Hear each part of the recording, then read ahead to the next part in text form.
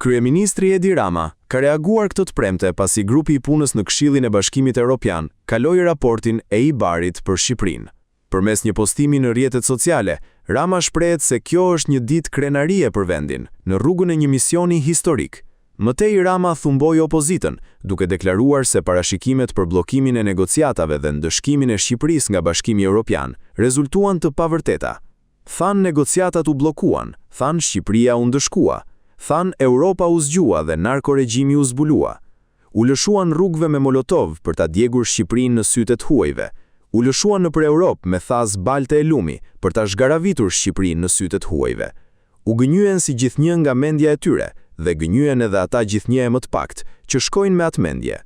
Humbën përsëri dhe Shqipëria përsëri fitoi, shkruan Rama.